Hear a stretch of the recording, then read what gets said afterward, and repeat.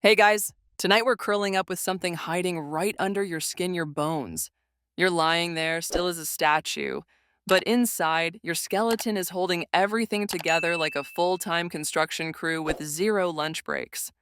Picture this: a chunk of your femur, just a sliver of it, is pound for pound stronger than concrete. Yeah, you heard that right. If a parking garage and your thigh bone got into a fight, well, let's just say the concrete might need therapy. Now, here's the kicker: your bones do this while being way lighter. Concrete's out here needing rebar and steel beams to stay upright, and your body just casually pulls it off while letting you do jumping jacks, climb stairs, or pull off your deeply questionable dance moves at weddings. So, before you get comfortable, take a moment to like the video and subscribe, but only if you genuinely enjoy what I do here. And tell me, where are you listening from and what time is it right now?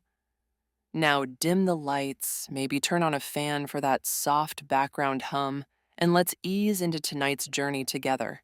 You're standing in the middle of a city. Towering skyscrapers rise around you, steel and glass stretching into the sky, concrete underfoot, reinforced girders around you. Everything is engineered for strength, durability, and stability. But here's the twist: your skeleton is quietly outperforming all of it.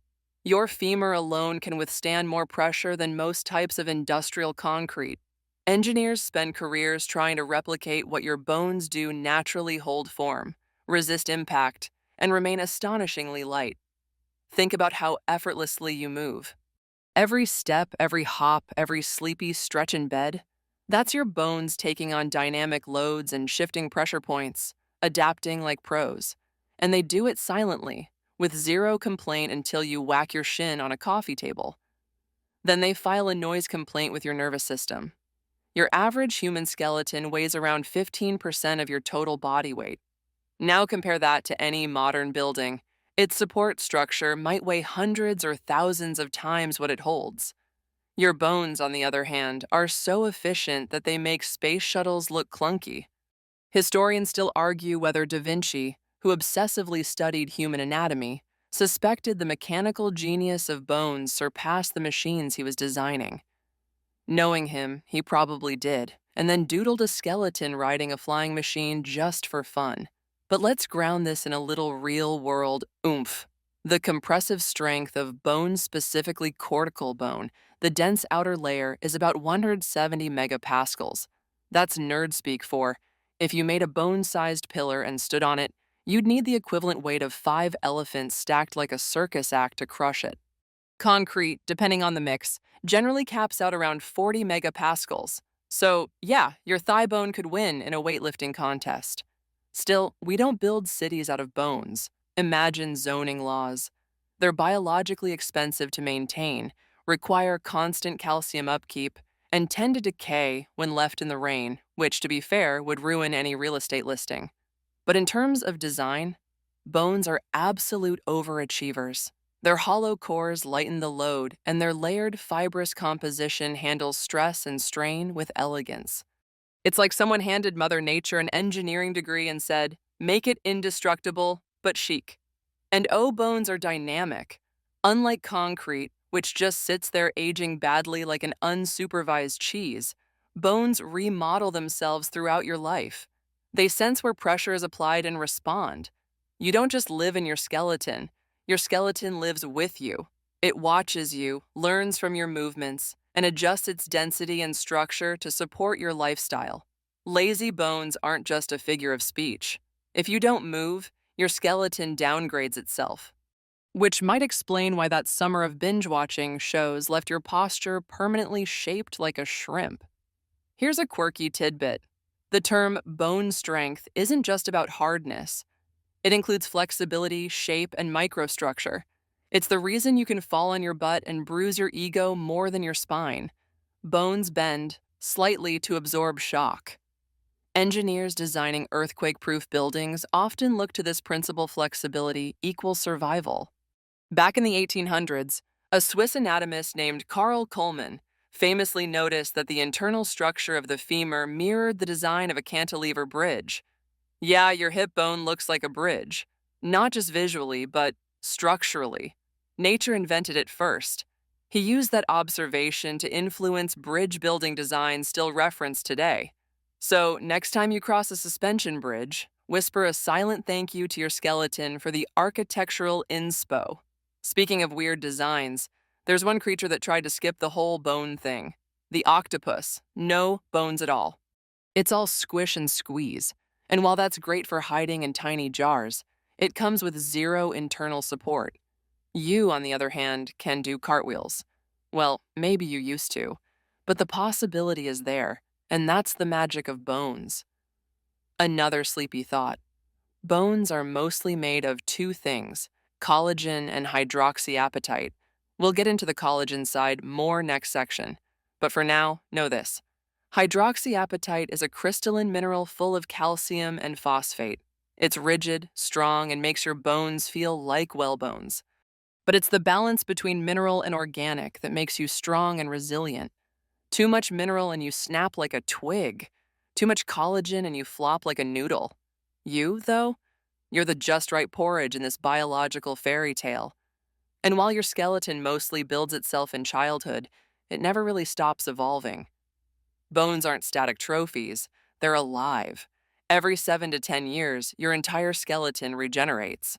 It's like being constantly replaced with a 2.0 version of yourself, bone by bone, in your sleep. And you didn't even need an update alert or a reboot. As you lie there now, still and warm, your body is running subtle maintenance. Microfractures are being smoothed. Old cells are replaced by new ones. Calcium is being deposited or borrowed based on need. Your bones aren't just staying strong, they're studying the forces you apply each day and responding with microscopic precision. Concrete wishes it had that kind of feedback loop. So, yes, buildings might impress with their towering presence, but you carry a full architectural masterpiece inside you. Light enough to dance, strong enough to survive falls, and smart enough to rebuild itself from the inside out. And you didn't even have to pour cement. Inside your bones, yes, even that one you accidentally cracked playing backyard football when you were 12, is a protein that does something frankly outrageous. It keeps you both strong and bendy. You wouldn't expect the same material to be in both bones and jello, but surprise? Collagen is that overachieving ingredient hiding in plain sight. Without it, your bones would be as brittle as sugar glass. And with too much of it, you'd resemble a walking pool noodle. Striking that balance? That's nature's party trick. So there you are, lying still under the weight of gravity, not doing much. And yet, deep in your body, collagen is holding a quiet line of tension literally. Think of it as your internal suspension system. It weaves through your bones in long, ropey fibers, giving structure to the hard mineral crystals of calcium phosphate. And together, the combo acts like reinforced concrete. Collagen is the rebar, calcium is the cement. Without both, you wouldn't just fall over, you'd crumble. Zoom in close, microscope close, and bone is not some chalky lump. It's alive. Collagen fibers form a matrix, a complex web that mineral crystals embed themselves into. The result? Something stiffer than most metals yet flexible enough to absorb impact. Like an expertly designed shock absorber. It's why your bones can flex under pressure, return to form, and not shatter into cornflakes every time you jump down a stair. Funny side note, the collagen in your bones is exactly the same stuff they put in overpriced skincare products. So yes, when you hear collagen peptides in that Instagram ad, know that your femur is already full of it and doing far more impressive things than smoothing crow's feet. But back to the miracle inside you. Collagen isn't just filler. It gives bone its tensile strength. That's the ability to resist being pulled apart. Without it, bones would resist compression, like a book pressed under weights, but fail miserably under twisting or bending. Imagine trying to walk downstairs and your legs snapping sideways. Not ideal. Collagen keeps that from happening, working quietly and tirelessly in the background. Historians still argue whether early surgeons knew the true role of collagen. Ancient texts from China and Egypt suggest they understood bones had layers and that healing took more than just rest. Some even recommended collagen rich broths to heal fractures faster, which ironically modern science kind of supports. So, grandma's bone soup? Not just comfort food, potentially a mild orthopedic intervention. It gets weirder. Scientists once found fossilized collagen in the remains of a T. rex. Yeah, the real one, the dinosaur. That's over 65 million years of hang time for a protein. Turns out, under rare and perfect conditions, collagen can survive far longer than once believed. It shook up the whole paleontology community and made everyone reconsider just how much soft tissue might still be hiding in ancient bones. Imagine discovering that your skeleton still whispers secrets millions of years after you're gone. Not creepy at all. But let's bring it back to you. Your body produces collagen constantly until it doesn't. Around age 25, collagen production starts to slow. By the time you're 50, things get creaky. Not just skin and joints, bones too. Collagen loss means a drop in bone elasticity, making them more prone to fractures. That's one reason osteoporosis hits harder in older adults.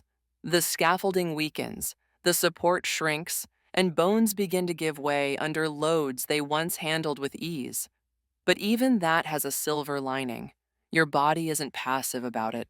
It adapts, sending in osteoblasts. Those are the cells that build bone. And when they do, collagen is the blueprint they follow. Lay down the framework, fill it with minerals, then repeat.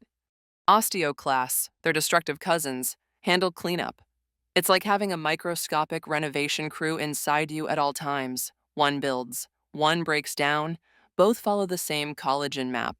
Want to see collagen in action? Look at a healing fracture. That process begins with a soft callus, basically collagen-rich tissue wrapping the injury. Over time, calcium hardens it into proper bone. But that collagen is the scaffolding. Without it, your broken bone would just stay broken, like a collapsed bridge no one bothers to fix. Yet you rebuild. In fact, the healed area is often stronger than it was before. Bones have that underdog comeback energy. And here's a delightful fringe detail. Some animals go wild with collagen. Sharks, for instance, don't have traditional bones. Their skeletons are made entirely of cartilage collagen's flexible cousin. That makes them super bendy, hydrodynamic, and honestly, kind of smug about their fluid motion. Birds, meanwhile, have bones packed with collagen but mostly hollow interiors, giving them lightweight strength for flight. Nature plays jazz with bone design, but collagen is always part of the band. There's even a condition called osteogenesis imperfecta, or brittle bone disease, caused by faulty collagen production. People with this disorder can suffer fractures from the gentlest pressure, sometimes even from a sneeze. It's tragic, yes, but it also underscores how essential this spongy, invisible protein is to your daily life. Without proper collagen, the strongest material in your body becomes dangerously fragile. It's a house without beams, a car without shock absorbers, a skeleton without spring. Let's go tactile for a second. Imagine running your hand over an old wooden banister. You feel the smooth curves, but inside the wood, there's grain lines of strength running through it. That's what collagen does in bone.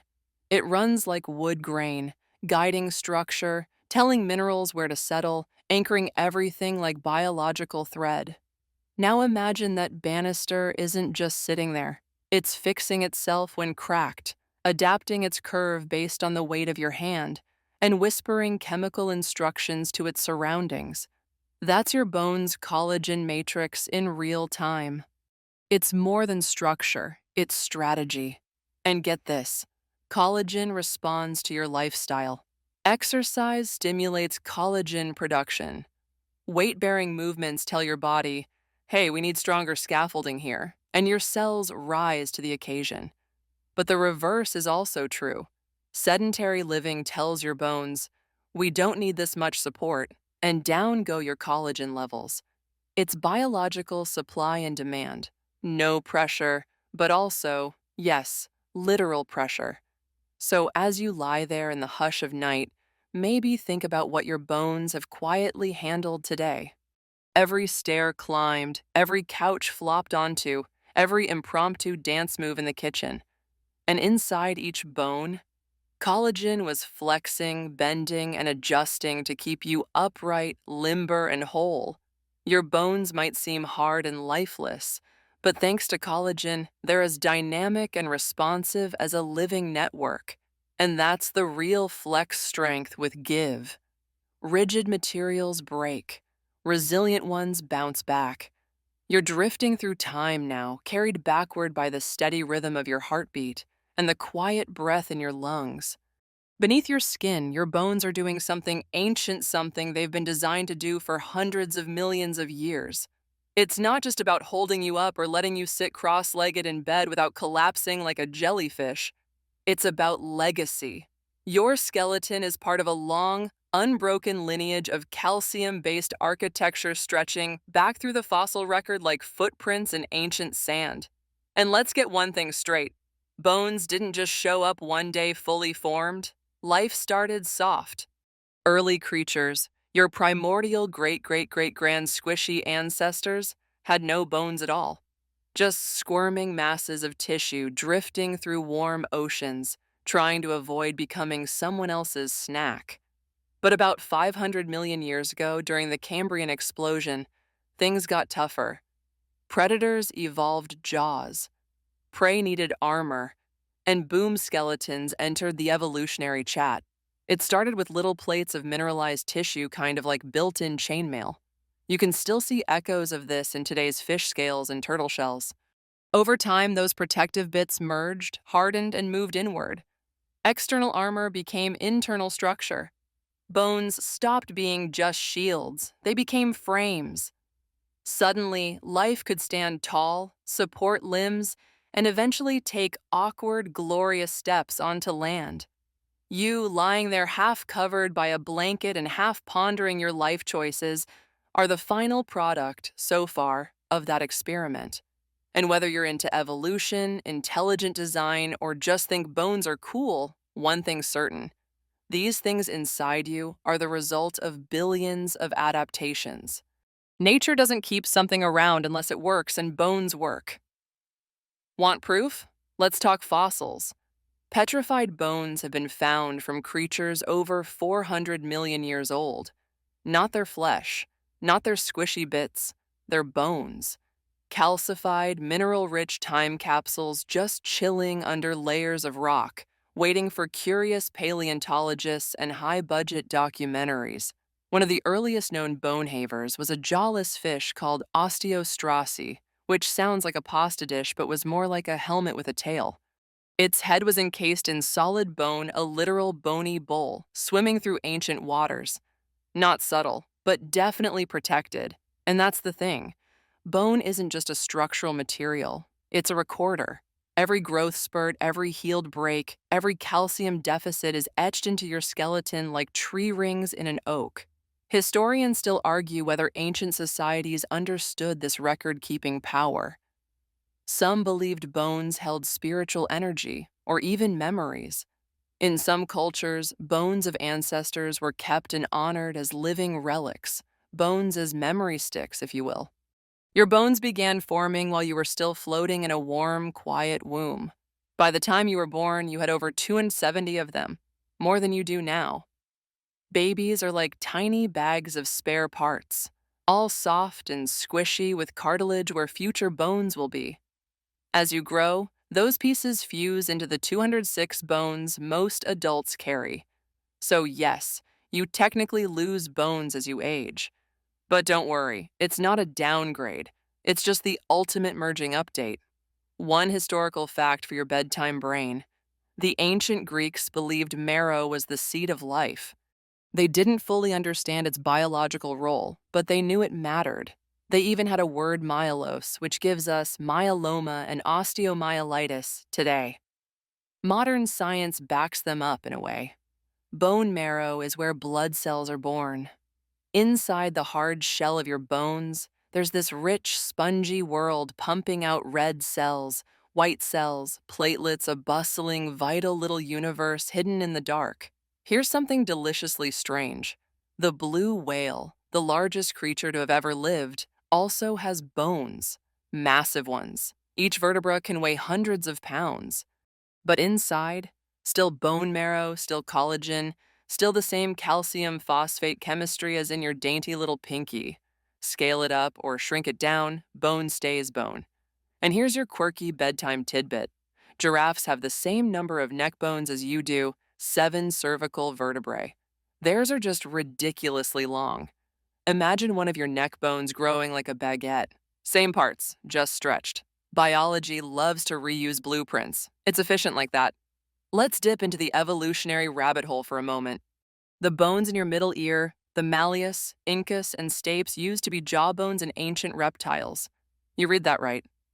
Bones meant for chewing eventually evolved into delicate sound conductors in your ears. The same hard stuff that used to crush prey now helps you hear music, whispers, and that one mysterious creak at 3 a.m. Evolution doesn't throw things away, it repurposes. So, next time you hear a song that makes your spine tingle, thank your jawbone's second career. And while we're on oddities, did you know your bones actually talk to your organs? Not verbally, obviously, that would be terrifying.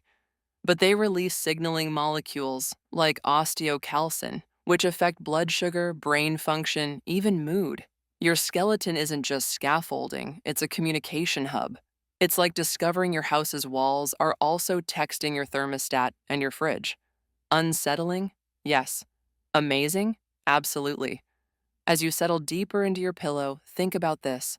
Your bones carry the story of you. They reflect your life, not just your size or shape, but your nutrition, your stress levels, even where you grew up. Isotope analysis of ancient bones can reveal what kind of water someone drank centuries ago.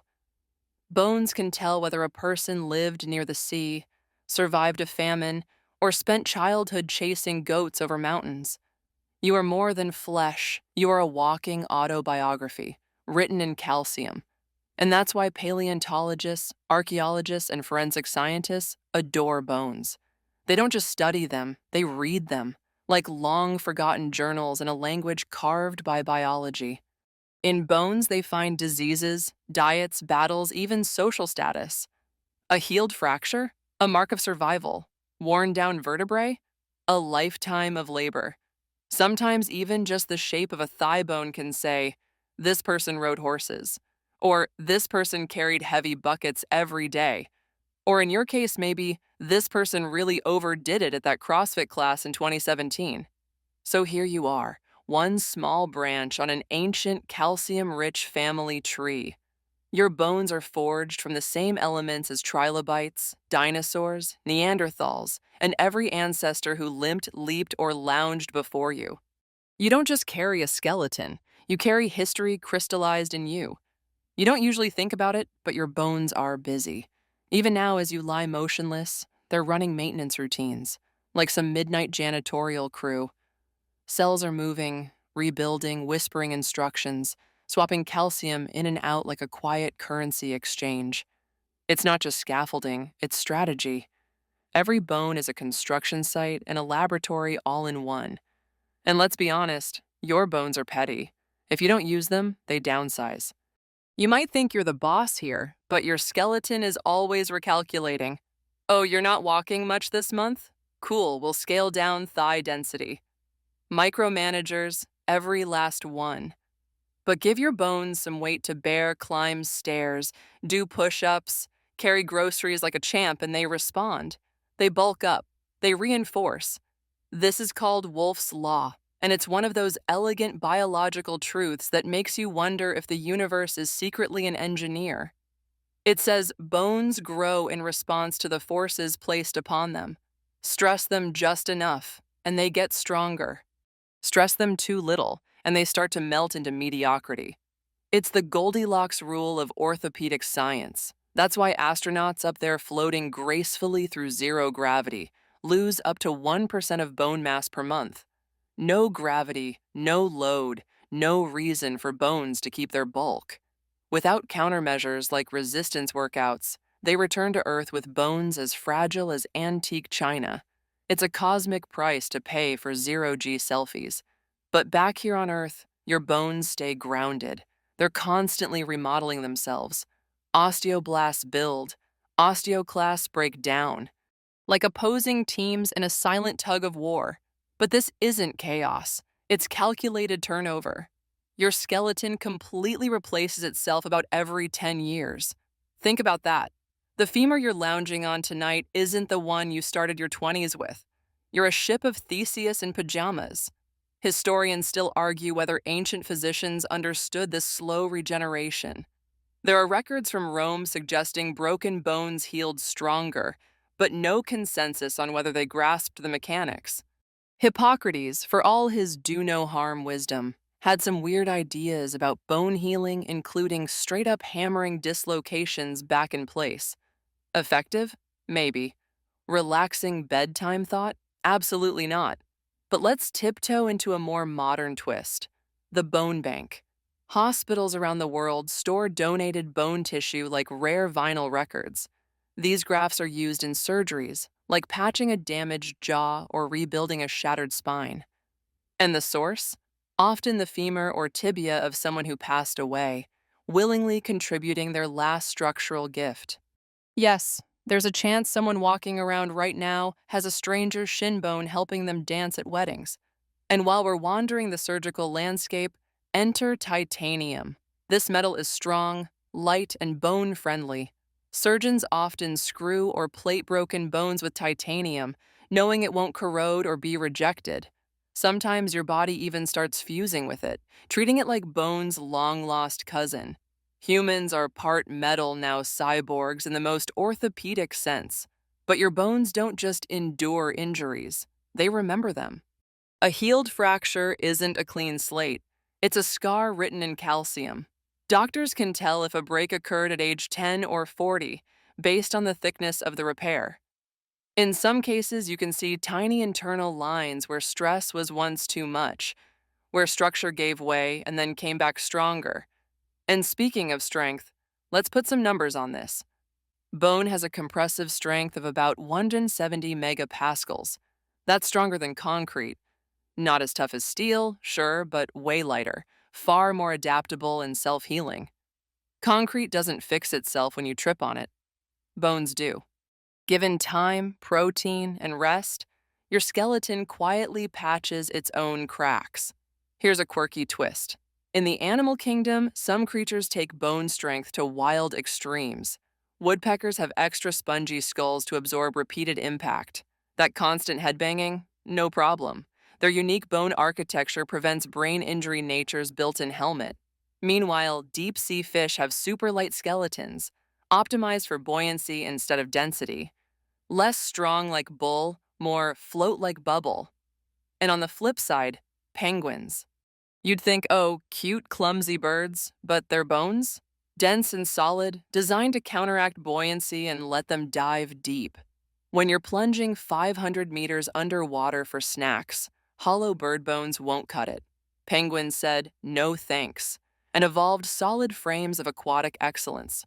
Back to you, resting there with an increasingly deep appreciation for your internal architecture.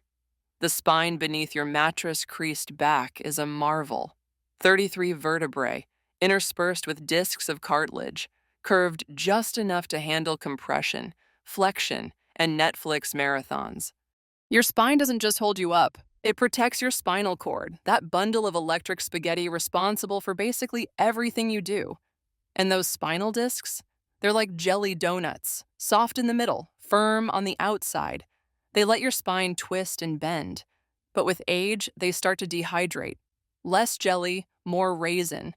That's one reason you might feel a bit shorter in your later decades. It's not your imagination. You are shrinking, just a little. There's a poetic kind of physics in all this. Bones are engineered for paradox, strong yet light, rigid yet adaptable. That's the secret sauce. Too rigid and they'd snap, too soft and you'd flop like a sock puppet. Bone lives in that sweet middle designed not for perfection, but for survival. It's not about avoiding breakage entirely, it's about bending just enough not to. And the final act, bone death. But not in a morbid way, more like a graceful transition. When we die, flesh goes first, but bones linger.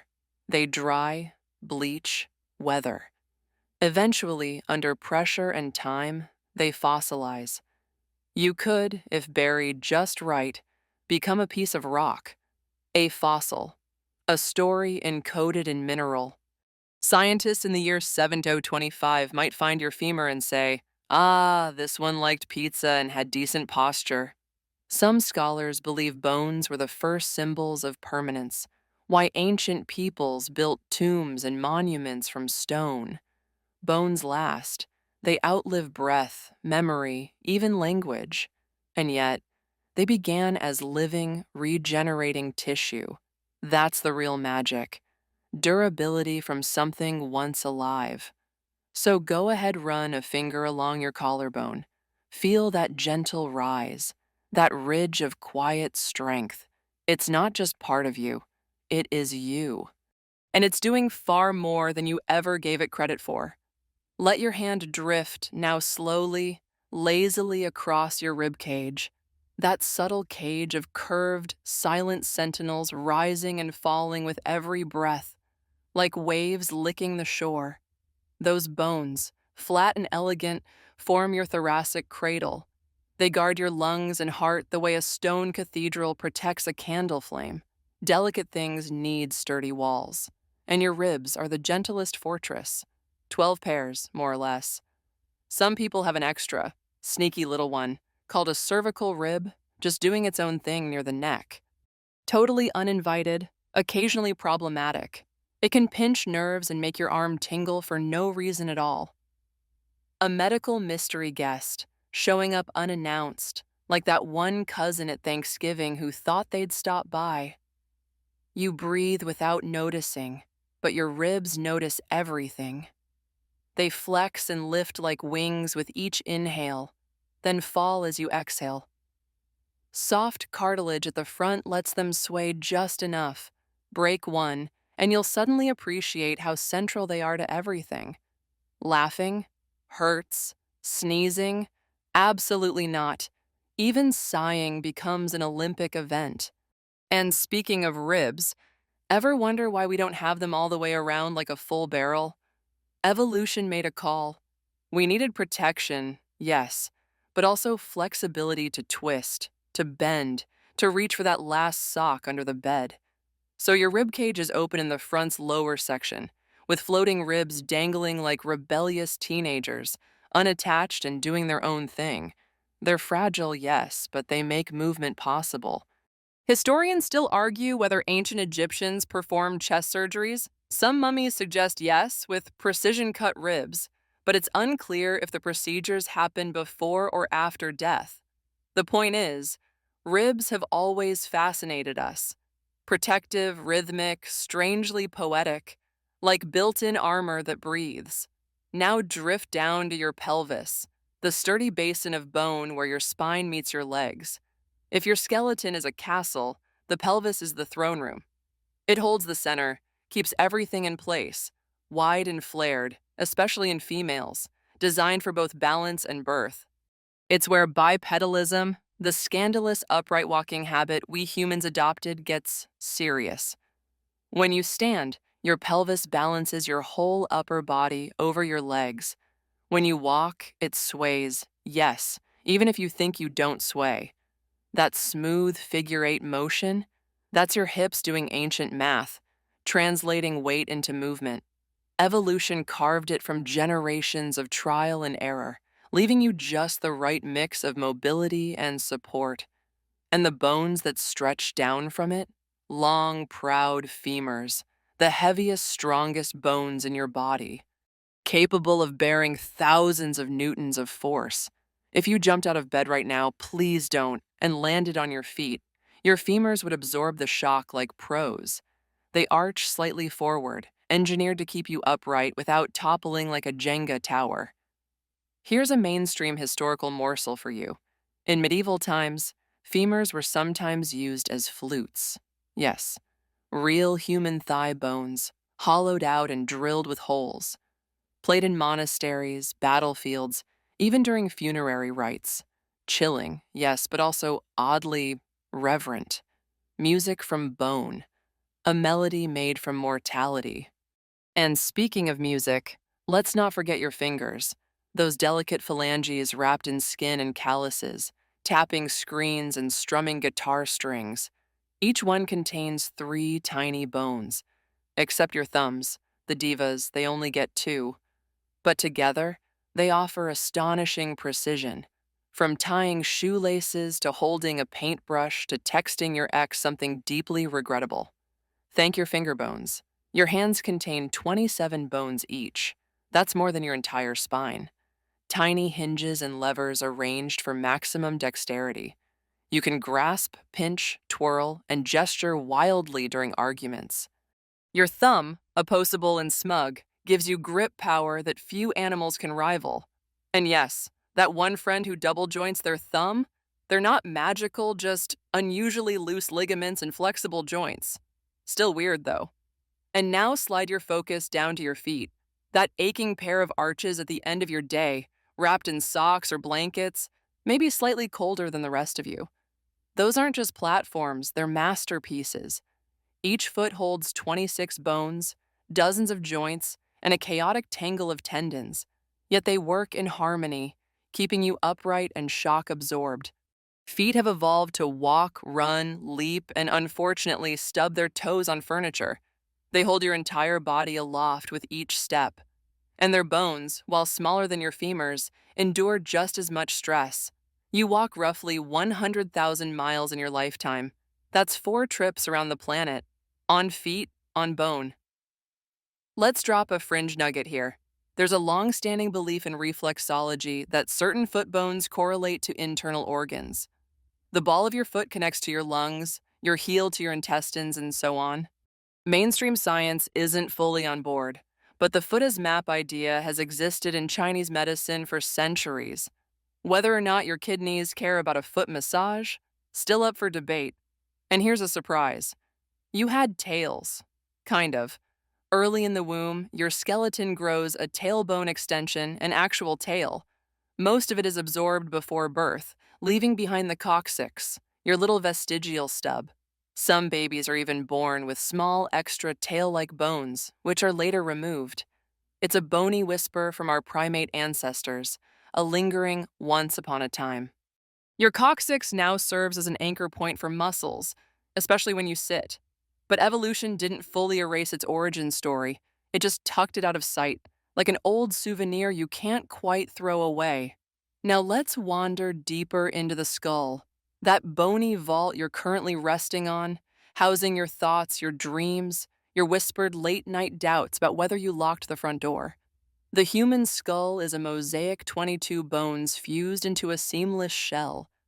When you were born, those pieces floated loosely, with soft gaps called fontanelles. That's why baby heads feel like marshmallows. Over time, those plates knit together into armor.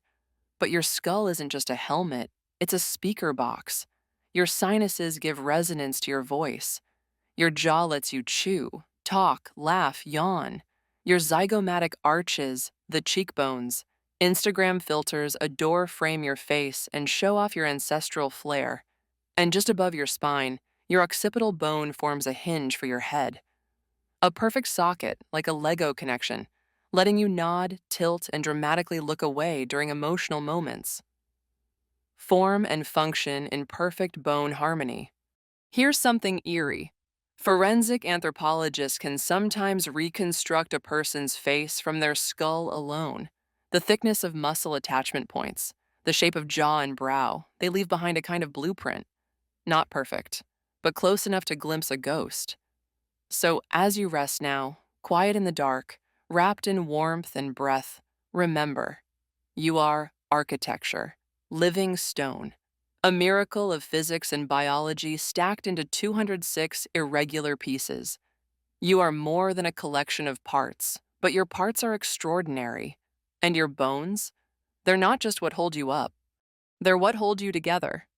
Still lying still? Good. Let your awareness settle gently into your arms, those surprisingly versatile levers that swing, cradle, push, and pull through life. From holding hands to hurling dodgeballs, maybe more lovingly than competitively these days, your arms are long, elegant frameworks of engineering precision. Start with the humerus, that upper arm bone which sounds like it tells jokes, but mostly just connects your shoulder to your elbow. Long, slightly curved, and surprisingly thick near the shoulder, it's the bone you broke or nearly broke when you fell off the monkey bars as a kid. Or maybe you didn't, but your humerus remembers either way. From there, your elbow acts like a hinge but more advanced.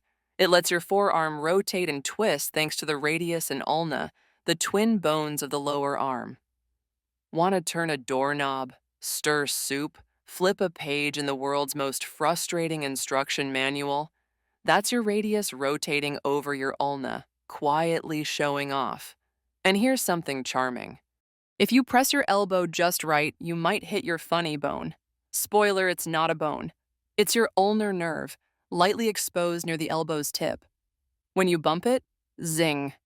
A sharp jolt shoots down your arm, and you get that weird, tingling sensation that's not painful enough to cry about, but just annoying enough to inspire some light swearing. Delightful. Historically speaking, the ancient Greeks had an obsessive appreciation for the human arm. Statues like the Discobolus, you've seen him, the guy about to launch a discus, reveal muscles and bones in perfect proportion. Sculptors didn't just guess some dissected cadavers in secret to understand the underlying structure. Illegal? Yes. Anatomically helpful? Also, yes. Now flex your wrist slowly. Feel those little bones click or glide beneath your skin. That's your carpals, a tight cluster of 8 tiny bones, each shaped like an odd pebble from the beach of some alien planet. They're nestled together in your wrist like a rock puzzle that somehow works. Then come your metacarpals, stretching through your palm like little beams. And finally, your phalanges again, the finger's faithful building blocks. In all, your hand contains 27 bones, meaning each grasp is a small symphony of movement. You don't think about it until you slam a finger in a drawer or sprain a wrist trying to catch a falling glass. Then suddenly, bones are very noticeable. Ever heard of the Lichtenberg figures? They're tree-like patterns that sometimes appear on the skin after a lightning strike. But occasionally, in bizarre cases, that lightning has been reported to cause microfractures in bones, tracing electricity through your skeleton like a bolt through a circuit. Not exactly a spa treatment, but undeniably metal. The bones in your arms are surprisingly adaptable. Break a radius, and within weeks, sometimes days, bone begins to form new scaffolding. It's not just patchwork, it's design. Osteoblasts rush in like tiny bricklayers, depositing calcium, weaving collagen, rebuilding strength. It's the only system in your body that heals without leaving a scar. Which, of course, brings us to bone memory. Not in the magical fantasy novel sense, but your bones do reflect your life. An archaeologist can often tell if a person was right-handed just from bone thickness, or if they spent years squatting, rowing, grinding grain. Bones remodel themselves to match your habits. You leave a legacy inside yourself. Historians still argue whether Neanderthals had denser bones than Homo sapiens due to activity or genetics.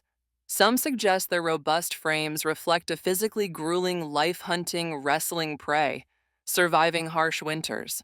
Others think their DNA just leaned toward thick-boned elegance. The debate remains open, buried somewhere under ancient soil. Now wiggle your toes, yes, again, because your arms and legs share a secret. They're variations on the same structural plan. It's called serial homology, and it means evolution reused the same blueprint. Your humerus matches your femur. Radius and ulna match tibia and fibula. Your carpals mirror tarsals, phalanges echo phalanges. Your limbs are siblings in disguise. That shared ancestry comes with quirks. Ever notice how elbows bend one way and knees the other? That's because our arms rotate outward during development, and legs rotate inward. You're literally twisted from the womb, delightfully so. Speaking of twisted, have you heard of osteogenesis imperfecta? It's a genetic disorder, sometimes called brittle bone disease, where even slight pressure can cause fractures. But here's the plot twist. Some people with it lead full, active lives. Their bones may be fragile, but their spirits aren't. And modern medicine, from rods to specialized therapy, helps build strength where nature falters. And now, let's go internal again, deep into the bone marrow. Nestled inside your long bones is a warm, soft, blood colored center where your red blood cells are born. Your marrow is a factory, churning out the cells that carry oxygen, fight infection, and plug leaks when you get a cut. It's alive in there, right now, as you listen. Your femur alone produces millions of blood cells daily. In fact, the entire adult body makes around 2 million red blood cells every second. It's a cellular fireworks show happening in your legs while you sleep. Your bones are literal life givers. Think about that the next time you call your skeleton spooky. Here's something a little fringe: bone conduction music. Some companies are experimenting with sound systems that play music through your bones. Instead of headphones blasting into your ears, they send vibrations through your jaw or cheekbones, letting the sound reach your inner ear without blocking external noise. Yes, you can now feel your playlist in your skull, and there's more weirdness where that came from. Researchers have also found that bones talk to other organs. Your skeleton secretes osteocalcin, a hormone that affects memory, metabolism, and even fertility. Your bones aren't just passive structures. They're endocrine players, part of your body's secret chemical conversation. A hormonal ghost town? Nope, a hormonal hub. As we near the end of this bone-deep detour, consider this. You're not just housing your bones. They are you. They determine your height, your posture, the length of your stride, the curve of your neck. They are your inner signature. No two skeletons are the same. Yours is shaped by genetics, by life, by choice. And when you stretch tomorrow morning, or hug someone, or raise a coffee mug pause just for a second, inside every movement is a miracle of structure. Bones that bent, healed, thickened, shrank, and carried you without asking much in return. Not bad for something you almost never think about. Now, let your imagination slip inside the bones right into their molecular heart. You're cozy, weightless, and drifting through an inner cathedral of calcium crystals and collagen threads. It doesn't look like a dry, dusty relic in here. It glows softly, alive with tension, structure, and microscopic choreography. You're floating in compact bone, the dense outer layer of your skeleton. It's what gives your bones their strength and smooth, solid texture. But you're not locked in cement. Compact bone is actually alive with tiny tunnels, like a luxury ant farm. Through these canals, blood vessels and nerves snake their way, feeding the cells that maintain this living structure. It's called the Haversian system, and if you zoomed in enough, it would look like a cross between a subway map and an alien coral reef. Further inward, compact bone transitions to spongy bone, despite the misleading name. It's not soft, it's just lighter, with a honeycomb-like structure.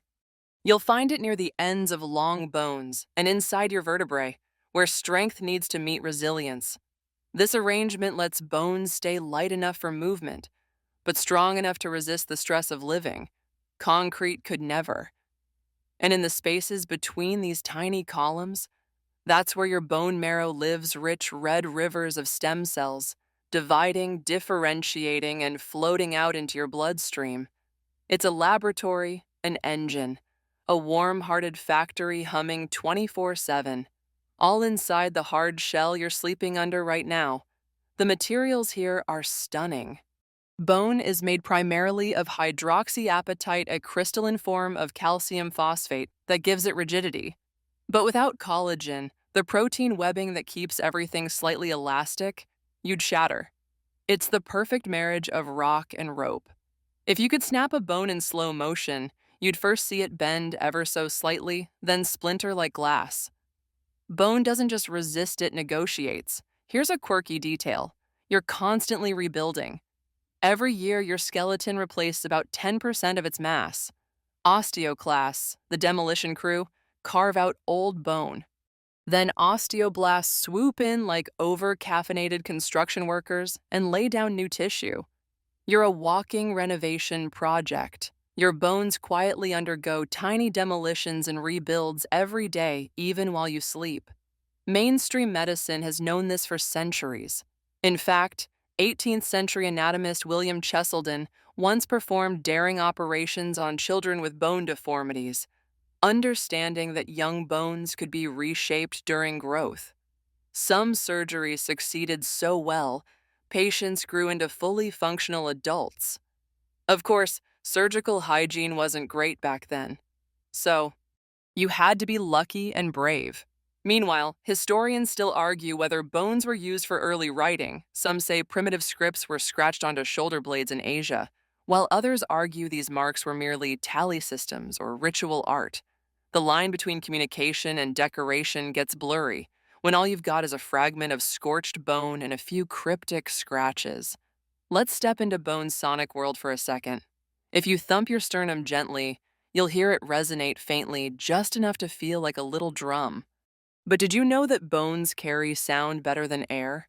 Bone conduction bypasses your outer ear entirely, sending vibrations directly to the cochlea. Beethoven, nearly deaf, would bite a wooden rod attached to his piano so he could hear through his jaw. A symphony, delivered through molars. And speaking of molars, your teeth are bones, right? Sort of. Not quite. Teeth are made of dentin, which is bone-like but covered in enamel, the hardest substance in your body. Enamel is 96% mineral weight harder than bone, but it can't repair itself. So, while your femur quietly fixes stress fractures, your teeth will sulk forever after one regrettable popcorn kernel. Now tilt your attention to something slightly stranger. Bones can glow. Or rather, they can fluoresce under ultraviolet light. The phenomenon is still being studied, but certain proteins or residues in bone can cause them to emit a faint blue or green glow when exposed to blacklight. It's not exactly useful in daily life unless you're an archaeologist, forensic analyst, or vampire hunter. Still, it's their hidden luminescence. And yes, your bones can sing. Not literally, but they can produce tiny electrical currents when stressed, a property called piezoelectricity. It's one way your body senses mechanical pressure. The bone itself converts force into electric signals, helping direct where remodeling needs to happen. Walk more on one side, and your skeleton will quietly shift resources to reinforce that area. Your bones listen to your habits. But like any good system, bones have enemies. Osteoporosis is the silent thief, thinning bones until they fracture with a sneeze or stumble. It's why calcium, vitamin D, weight-bearing exercise, and yes, occasionally skipping that third coffee matter. Bones may look like dead matter, but they are metabolically active. Feed them poorly, and they'll whisper their protests with stress fractures and creaky joints. There's even research into bone as memory storage.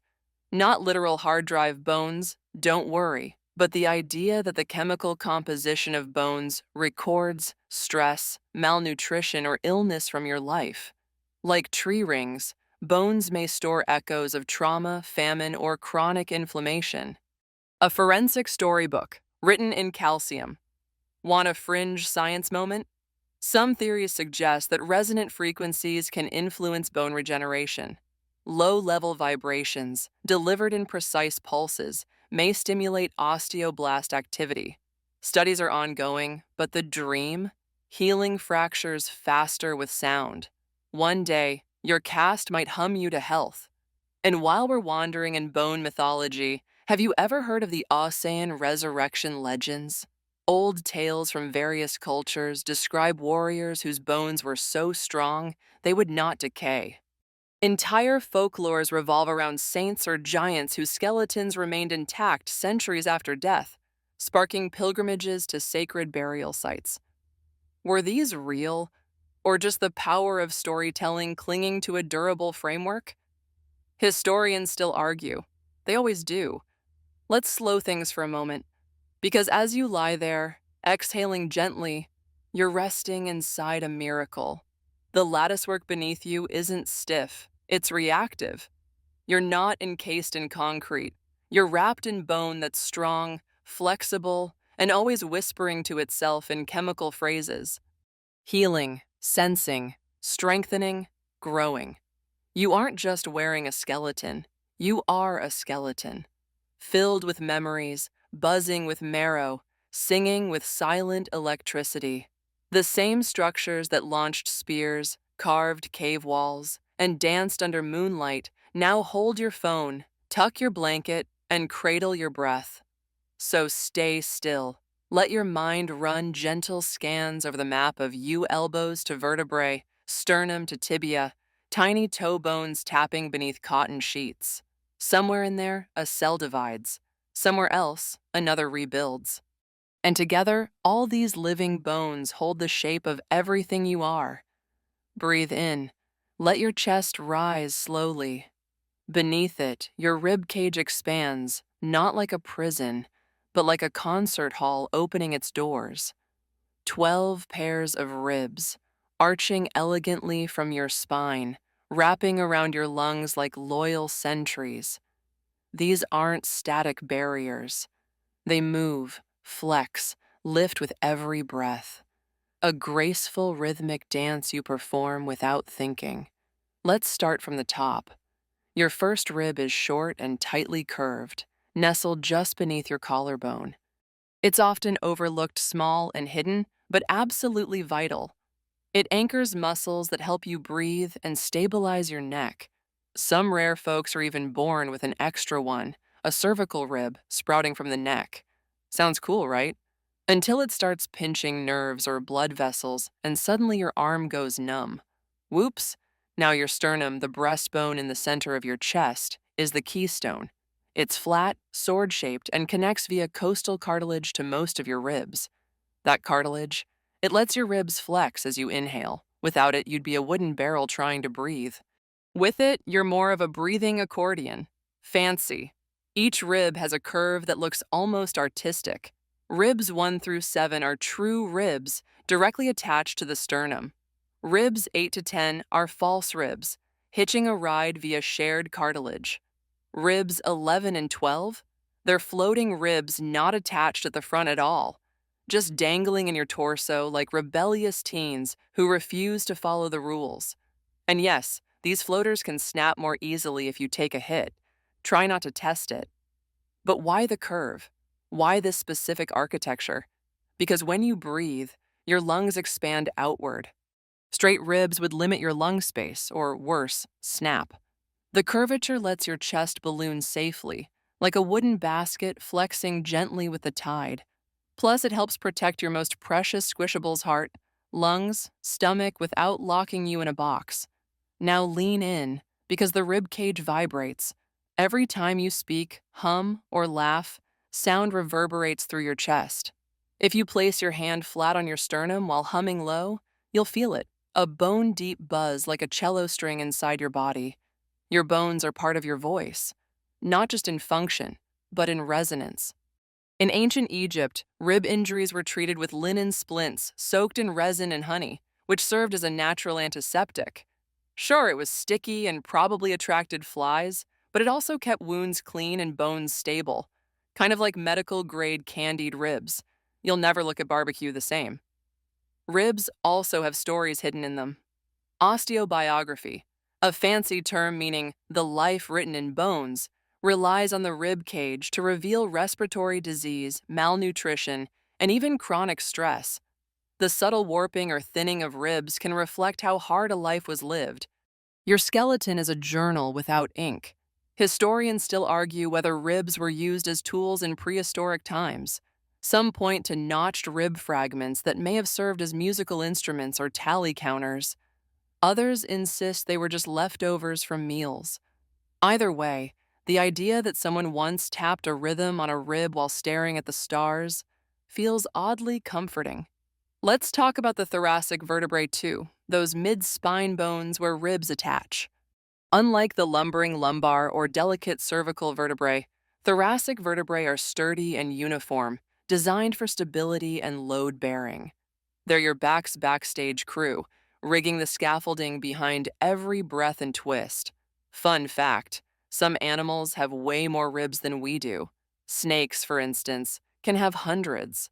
Their ribs aren't just protective, they're functional, used for locomotion. If your ribs could do that, you'd be able to shimmy across the kitchen floor just by breathing weird. Terrifying? A little. Entertaining? Absolutely. And don't forget the diaphragm, the dome-shaped muscle beneath your lungs that drives your breathing. When it contracts, it pulls downward, expanding your lungs. And it's attached to, you guessed it, your ribs. So every sigh, every sleepy inhale you're taking right now involves a quiet collaboration between bone and muscle.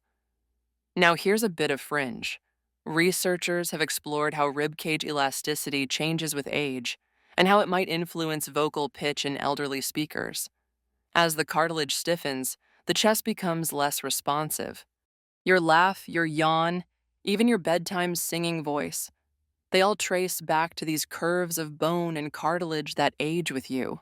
Bones age, yes, but they don't give up easily. Even the cartilage between your ribs, once thought to ossify completely with age, now shows signs of partial regeneration.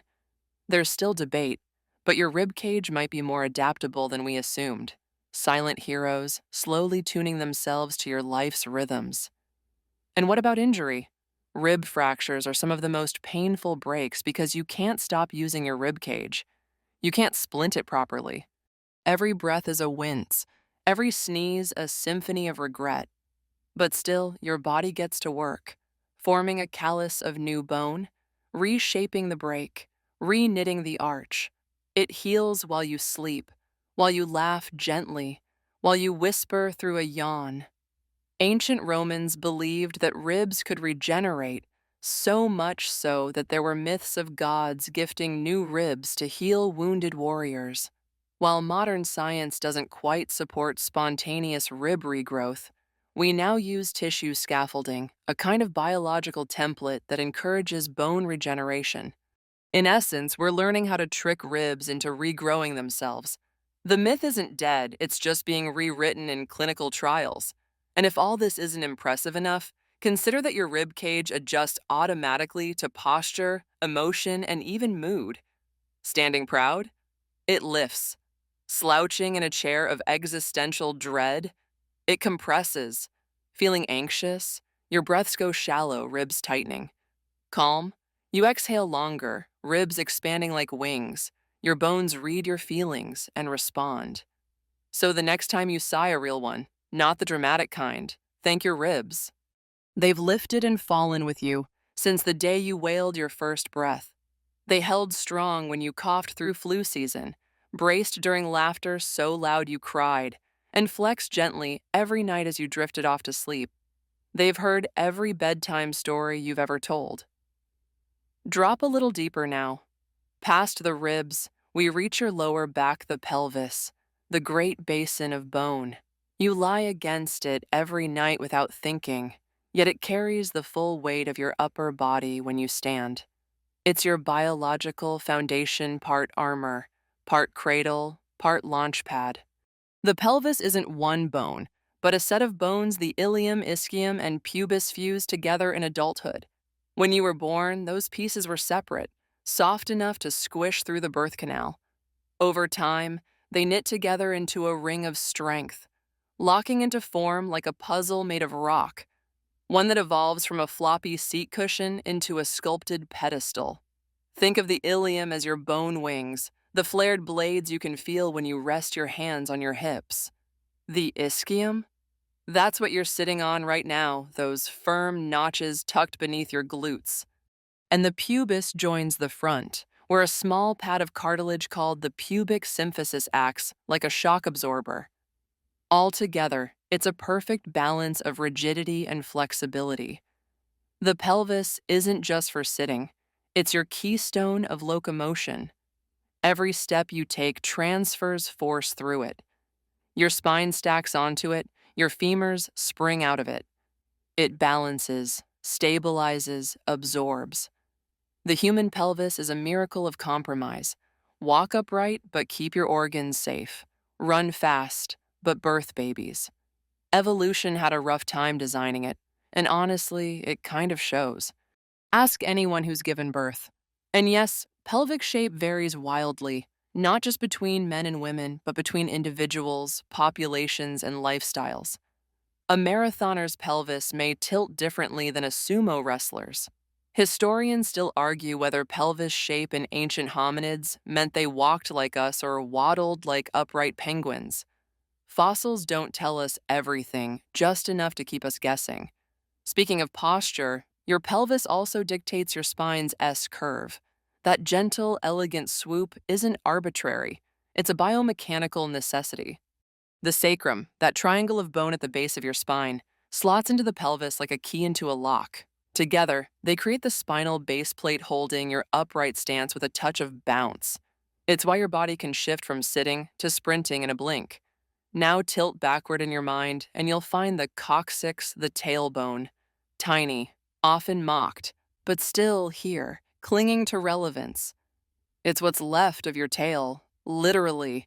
Evolutionary leftovers from our quadrupedal ancestors. It still anchors muscles and ligaments, and despite what gym class injuries may suggest, it does serve a function. Without it, sitting would be just a bit more wobbly. And then there's the acetabulum, a deep socket in the side of your pelvis where the femur fits. This ball and socket joint allows for hip rotation, flexibility, stability. If the shoulder is your freestyle jazz joint, the hip is your power ballad belt buckle. It's deep, protective, robust, and it has to be. Your hips take more punishment in life than almost any other joint, yet they rarely complain. Until they do. In World War I, field medics sometimes used wooden pelvic splints carved on the battlefield, shaping them by eye and touch. Primitive? Yes, but they saved lives. Because without stabilizing the pelvis, internal bleeding could be catastrophic. They didn't always know the biology, but they understood the stakes. Sometimes, good enough is enough. The pelvis even changes throughout your life. In puberty, it widens and strengthens, preparing for future weight-bearing or, in many cases, childbirth. Later, cartilage stiffens, bone density fluctuates. In the elderly, a fall on the hip can mean a fracture that ends mobility altogether, which is why keeping bone mass isn't about looking strong. It's about staying free. Oh, and did you know your pelvis might hum? Not metaphorically, literally. Vibrations from singing or humming can travel down into the pelvis, where they resonate. In fringe bodywork circles, there are pelvic tuning practices meant to realign body tension through vocal vibration. Is it science? But you can feel the buzz if you try. Low, steady note, gentle breath. Your body sings in its base. Ancient cultures didn't ignore the pelvis either. In Etruscan tombs, pelvic bones were sometimes painted gold and placed near the entrance, symbolizing rebirth and power. The pelvis was seen as a gate, not just of life, but of spirit. It's not hard to see why. Even today, your core is centered here. The phrase gut feeling, probably born in the basin. There's a bit of debate about pelvic asymmetry. Some studies suggest that tiny differences between your left and right hips affect your gait, your balance, even your injury risk. Others argue it's negligible. But next time your jeans fit weird on one side, you can blame it on pelvic biomechanics instead of laundry shrinkage. Let's throw in a quirky detail. Babies are born with 270 bones, but adults only have 206. Many of those early bones fuse in the pelvis and spine. So while you've lost bones over time, you've gained strength. You were once a squishy, bendy puzzle. Now you're a fortress of calcium and cartilage. Trade-offs. And let's not forget, the pelvis holds your center of gravity. When you lean, reach, twist, or simply roll over in bed, it's this bony basin shifting the load. It knows your every motion. Like a stealthy crane operator, it tilts, stabilizes, and rebalances quietly, constantly. So tonight, as you lie nestled into your mattress, take a moment to feel the cradle of your own frame. Beneath the blankets, beneath the muscles and skin, there's a bone bowl cupping your organs, balancing your spine, and anchoring your legs. You're not just lying on your pelvis, you're being held by it. And if your hip pops when you stretch, no worries. That's just the ball gliding in its socket, giving you a sleepy little wave. Let your legs go limp now. Let them melt into the mattress, thighs heavy, knees soft, feet flopped outward like a puppet at rest. Beneath the skin and muscle of your lower body, two colossal beams run parallel your femurs, the longest and strongest bones in your entire frame. They don't just support you, they define how you move, how you balance, how you exist in motion. Each femur is a marvel, thick at the ends, curved slightly along the shaft, dense with trabecular scaffolding on the inside like a hollow tower lined with honeycomb. If bones were skyscrapers, the femur would be the steel-reinforced kind with earthquake resistance and luxury penthouse views. Pound for pound, it's stronger than reinforced concrete, and yet still light enough for you to lift your leg without groaning.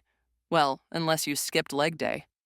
Feel behind your thigh, just above the back of your knee.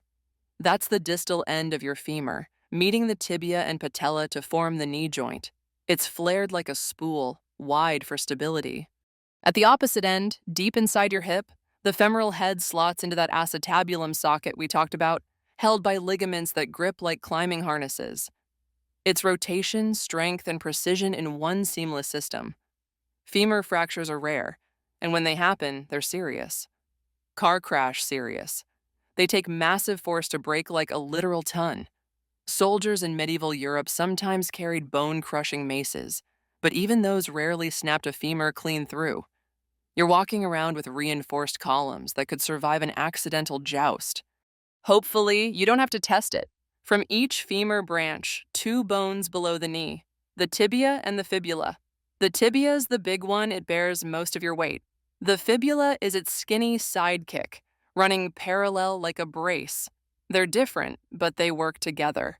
The tibia is the anchor, the fibula the stabilizer.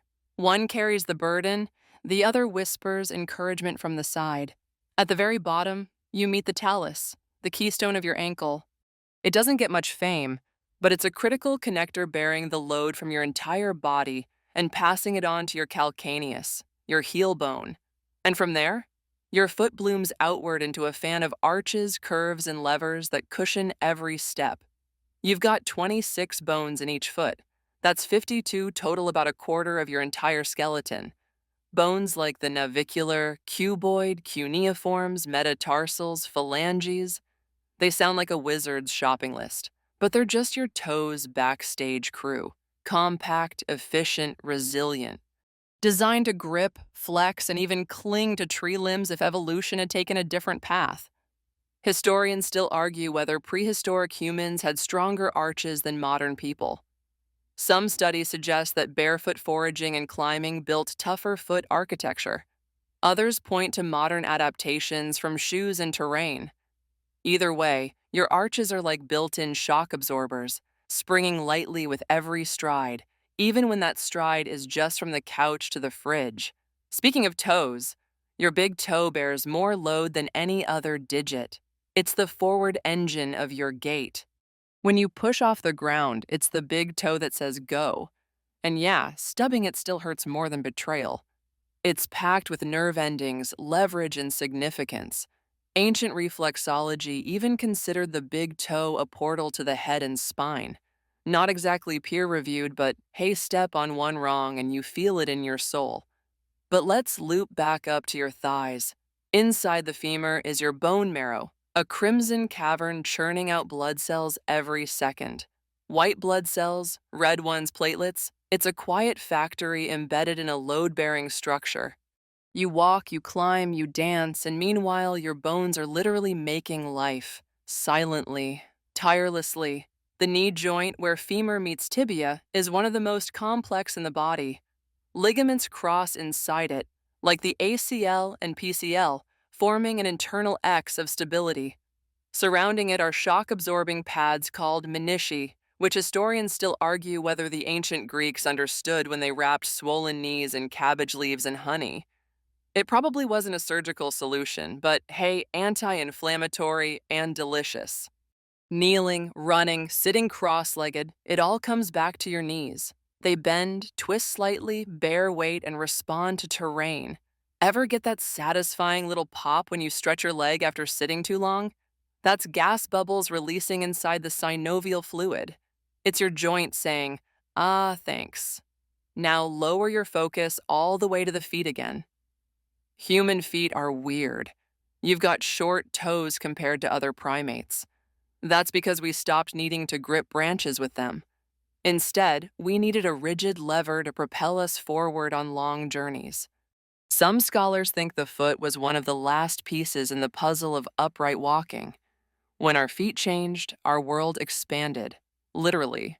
Even your Achilles tendon, attaching calf to heel, is a kind of natural spring. It stretches when you step, then snaps back, conserving energy like a tightly coiled slingshot. That's one reason humans are some of the most efficient long-distance runners in the animal kingdom. Not the fastest, but definitely the most stubborn. Want something weird? The fibula can be removed for grafting elsewhere in your body, like your jaw, without completely wrecking your leg function. Surgeons love it for reconstructive work. So yeah, your leg comes with spare parts. The most fringe idea? That the way you walk affects your personality. Some fringe theories suggest gait patterns influence emotional state and confidence. Stride length, foot angle, hip swing, it's all being studied. Is it proven? Not yet. But next time someone tells you to walk tall, maybe take it literally. And still, despite all this, you rarely think about your legs and feet. They just go. They support, adjust, compensate. Even when injured, they find clever ways to rebalance. A limp, a tilt, a slight twist of the hip, your lower body adapts constantly. So quietly you forget it's doing anything at all. So as you settle in deeper, imagine every bone from your hips to your toes easing into stillness. Femurs like old columns resting their weight, knees folding gently, ankles relaxing, toes loosening their curled tension. Your legs have walked you through every day of your life. They've climbed hills, kicked blankets, tapped impatiently, danced terribly, and stood awkwardly in line at the DMV. They deserve a break. And now, finally, they get one. So here you are, your skeleton fully accounted for, every bone tucked in for the night. The jaw has softened, the ribs breathe gently, the pelvis settles like an anchored ship. Your limbs feel impossibly heavy, and your spine, once upright and alert, is now a soft curve melting into your mattress. You don't need to do anything. Your bones have been doing the work for you all day. Supporting, flexing, shifting, holding. Quietly, without complaint.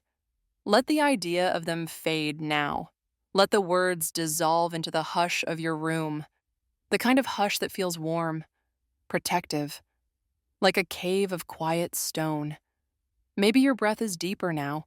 Maybe your hands have gone still. That's good. Let it be that way. Let your body cradle itself, joints loose, spine uncoiled, chest lifting and falling with the easy rhythm of someone safe, someone resting. Because tonight, you're not solving, fixing, moving, proving. You're just being. You're a cathedral of bone wrapped in warm skin, lit by the low pulse of your heart. A structure built by time, tested by movement, and held together by stardust and evolution and stubborn human will. And now, with every slow breath, you ease further into sleep. The world quiets. Your bones sigh. They've done enough for one lifetime. Sleep well.